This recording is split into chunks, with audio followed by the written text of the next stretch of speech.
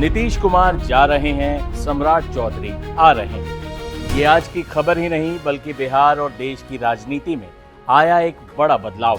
सम्राट चौधरी जी जिंदाबाद, नीतीश कुमार जी जिंदाबाद, एनडीए गठबंधन जिंदाबाद। जैसे लगभग 50 साल पहले देश की राजनीति में जेपी आंदोलन एक बड़ा बदलाव लेकर आया था। आजादी के बाद से ही कांग्रेस का पूरे देश पर एक छत्र राज था। केरल जैसे राज्य में वामपंथियों को कुछ कामयाबी मिली थी, लेकिन पूरे देश में कांग्रेस का ही बोलबाला था। लेकिन सत्ता के शीर्ष पर बैठे शख्स को भी अहंकार खा जाता है। आयरन लेडी कही जाने वाली बेहद लोकप्रिय प्रधानमंत्री इंदिरा गांधी ने जैसे ही देश पर इमरजेंसी ला दी, वैसे ही उनका राजनीतिक अवसान शुरू हो गया।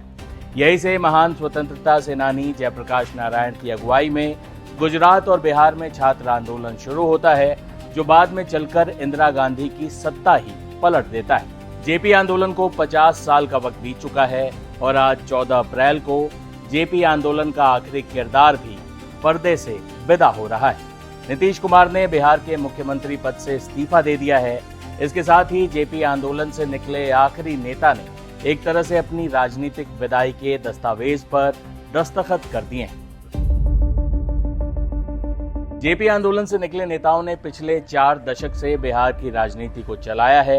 लालू यादव हों, शरद यादव हों, रामविलास पासवान हों, सुशील मोदी हों या नीतीश कुमार, ये सभी नेता जेपी आंदोलन से ही निकले और बिहार की सत्ता के पर्याय बने रहे। नीतीश कुमार अब राज्यसभा सांसद के तौर पर अपनी आखिरी पारी खेलेंगे, लेकिन बिहार के मुख्यमंत्री की कुर्सी से हटते ही जेपी आंदोलन के नायकों की राजनीतिक विदाई की पटकथा पूरी हो चुकी है। पासवान, शरद यादव, सुशील मोदी या उनसे पहले जाएं तो जॉर्ज फर्नांडिस जैसे नेताओं का पहले ही निधन हो चुका है। लालू यादव राजनीतिक तौर पर संन्यास की मुद्रा में ही हैं और अब नीतीश कुमार के इस्तीफे के साथ ही जेपी आंदोलन के आखिरी कद्दावर चेहरे की सत्ता से विदाई हो चुकी। ये नीतीश युग का समापन है तो जेपी आंदोलन के नेताओं के युग का भी अंत है। नीतीश कुमार के राजनीतिक गुरु लोकनायक जयप्रकाश नारायण परिवारवाद के सख्त विरोधी थे। उन्होंने वंशवाद के बजाय योग्यता, सेवा और समाज के प्रति समर्पण को प्राथमिकता दी। वही समाजवादी धारा के एक और बड़े कद्दावर चेहरे थे डॉक्टर राम मनोहर लोहिया। वो भी परिवारवाद के बिल्कुल खिलाफ थे। उनका मानना था कि अपने बाद अपने बेटे या बेटी को सत्ता सौंपना एरिस्टोक्रेसी यानी कुलीन तंत्र का उदाहरण है, लोकतंत्र का नहीं। ये सामाजिक न्याय के भी खिलाफ है। डॉक्टर लोहिया ने तो खैर कभी शादी नहीं की। जयप्रकाश नारायण की भी कोई संतान नहीं थी। उनकी पत्नी प्रभावती ने गांधी जी से प्रेरित होकर ब्रह्मचर्य धारण कर लिया था। निजी जीवन हो या राजनीतिक जीवन, डॉक्टर लोहिया और जयप्रकाश नारायण के विचारों और कर्मों में कोई भेद नहीं था। लेकिन सवाल है कि इनके तथाकथित राजनीतिक वारिसों ने क्या किया। जहां लोहिया की अगुवाई में देश में पहली बार एक राज्य केरल में गैर कांग्रेसी सरकार बनी थी, वही 1975 में इंदिरा गांधी के लगाए आपातकाल के खिलाफ लोकनायक जयप्रकाश नारायण ने छात्रों के आंदोलन का नेतृत्व किया। बिहार और गुजरात के छात्रों से होता हुआ ये आंदोलन संपूर्ण क्रांति कहा गया। हालांकि आज इसे जेपी आंदोलन के नाम से ही जाना जाता है। इंदिरा गांधी की सरकार गिर गई और पहली बार देश में एक गैर कांग्रेसी सरकार बनी, जनता दल की। लेकिन जेपी आंदोलन के 5 दशक बाद भी जेपी के चेलों का वैचारिक पतन और उनकी विदाई ये सोचने पर मजबूर करती है कि आखिर जेपी आंदोलन से निकले नेता अपने राजनीतिक गुरु के कैसे वारिस साबित हुए। जेपी आंदोलन, जिसे संपूर्ण क्रांति आंदोलन भी कहा जाता है, उसने भारतीय राजनीति को कई बड़े चेहरे दिए, कई नेता दिए जो दशकों बाद भी राजनीतिक परिदृश्य पर छाए रहे। नीतीश कुमार, लालू यादव, रामविलास पासवान, सुशील मोदी, रविशंकर प्रसाद और शरद यादव जैसे नेता जेपी आंदोलन की ही देन। शुरू में सामाजिक न्याय के योद्धा के तौर पर मशहूर हुए लालू यादव को आखिरकार चारा घोटाला और परिवारवाद के आरोपों में घिरना पड़ा। समाजवादी राजनीति की वैचारिक कमान गंवानी पड़ी।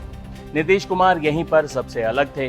वो मुलायम सिंह यादव से भी अलग थे, जो खुद को लोहिया का चेला कहते थे, लेकिन परिवारवाद से आगे नहीं देख पाए, जिसके लोहिया सख्त विरोधी थे। वही जयप्रकाश नारायण के चेलों ने बिहार में दशकों तक राज किया। नीतीश कुमार की राजनीतिक विरासत काफी बड़ी और समृद्ध रही है। नीतीश पर न तो कभी भ्रष्टाचार के आरोप लगे और न ही परिवारवाद के। बीजेपी के साथ सरकार चलाते हुए भी उन्होंने अपने एजेंडे के मुताबिक सरकार चलाई, करप्शन, क्राइम और कम्युनलिज्म के खिलाफ सख्ती से खड़े रहे।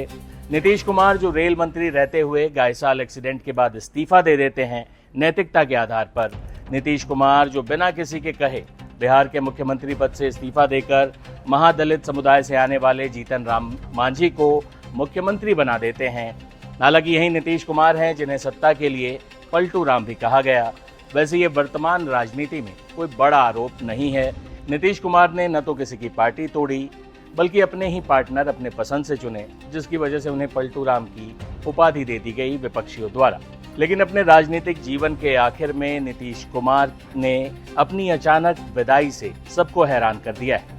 अधिक हैरानी इसके बाद हुई। नीतीश कुमार के बेटे निशांत कुमार, जिनकी उम्र 40 से ऊपर हो चुकी है, अचानक से पार्टी के मेंबर बनाए जाते हैं और अब चर्चा में ये भी है कि उन्हें बिहार का अगला उप मुख्यमंत्री भी बनाया जा सकता है। नीतीश कुमार जो हमेशा से परिवारवाद के विरोधी रहे हैं, वो आखिरी वक्त में बेटे को सत्ता सौंपकर राज्यसभा के रास्ते राजनीतिक जीवन की आखिरी पारी खेलने जा रहे हैं। ऐसे में जेपी आंदोलन या कहें समाजवादी आंदोलन का आखिरी बड़ा चेहरा भी एक तरह से राजनीतिक परिदृश्य से विदा हो रहा है और वो भी पूरी तरह परिवारवाद के आरोपों से नहीं बच पाया।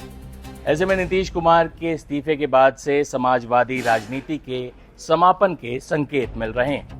80 के दशक के अंत से जेपी आंदोलन से उभरे 3 नेताओं लालू यादव, रामविलास पासवान और नीतीश कुमार ने बिहार की राजनीति पर लंबे समय तक प्रभाव बनाए रखा। इन तीनों में नीतीश कुमार वे अंतिम नेता थे जो बिहार की राजनीति के केंद्र में लंबे अरसे से बने हुए थे। इन 3 नेताओं ने मिलकर बिहार में क्षेत्रीय दलों की राजनीति को मजबूत बनाए रखा, जबकि हिंदी पट्टी के दूसरे राज्यों में कभी भाजपा तो कभी कांग्रेस की सरकारें बनती रही।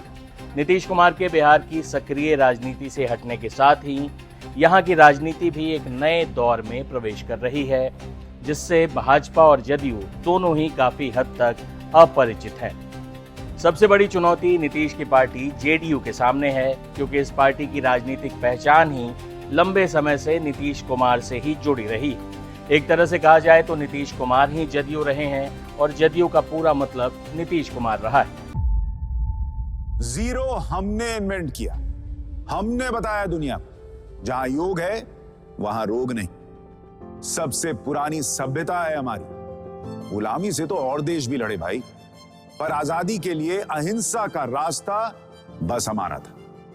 अपने पसीने से जमीन सींचता किसान और घर में घुसकर मारने वाले जवान, बस इसी मिट्टी ने जने। इसके हाथ ने जब थामा जज्बा तो इतिहास रचे।